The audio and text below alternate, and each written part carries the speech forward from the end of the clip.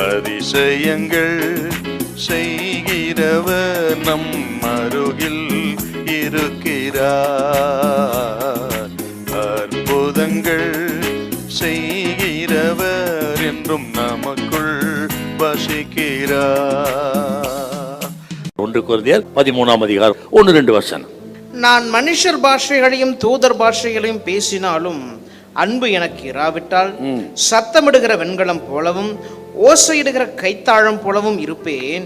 நான் தீர்க்க தரிசன வரத்தை உடையவனாய் இருந்து சகல ரகசியங்களையும் சகல அறிவையும் அறிந்தாலும் மலைகளை பெருக்கத்தக்கதாக சகல விசுவாசம் உள்ளவனாய் இருந்தாலும் அன்பு எனக்கு இராவிட்டால் நான் ஒன்றும் இல்லை.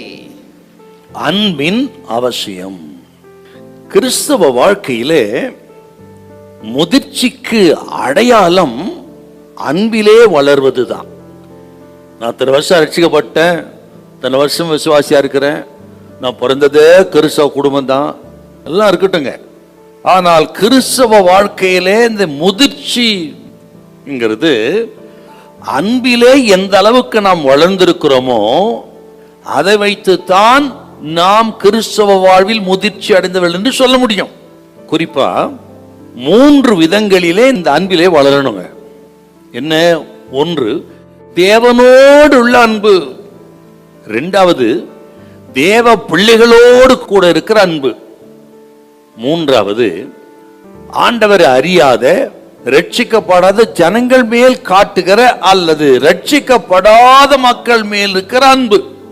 இந்த 3 விதமான அன்பிலே நாம் எந்த அளவுக்கு வளர்கிறோம் என்பதை பொறுத்துத்தான் கிறிஸ்தவ வாழ்க்கையிலே நாம் முதிர்ச்சி அடைந்தவன்னு சொல்ல முடியும். இன்னும் நான் சொல்லுகிறேன், தேவனுடைய போதனையே நீங்கள் ஒருவரில் ஒருவர் அன்பாயிருக்க வேண்டும் என்பதுதான். இந்த அன்பின் நிமித்தம் தானே அப்பன் இயேசு சிலுவைக்கு போனார். 1 யோவான் 3:16 என்ன சொல்லுது பாருங்க. அவர் தமது ஜீவனை நமக்காக கொடுத்ததினாலே அன்பு இன்னதென்று அறிந்திருக்கிறோம். அன்புக்கு இலக்கணமே சிலுவை. நான் உங்களை நேசிக்கிறேன் என்பதற்கு அடையாளம் இயேசு ஜீவனை கொடுத்து நிரூபிச்சு காண்பித்தாருங்க. அதுதாங்க அன்பின் இலக்கணம். உலகத்துல இப்படிப்பட்ட ஒரு தியாகமான அன்பை பார்க்க முடியுமா? இயேசு கிறிஸ்துவின் அன்பு விலையேற பெற்றது. பாவிகளுக்கு ஜீவனை கொடுத்தவர் இயேசு என்றார். தேவனுடைய அன்பு எத்தனை ஆச்சரியமானது.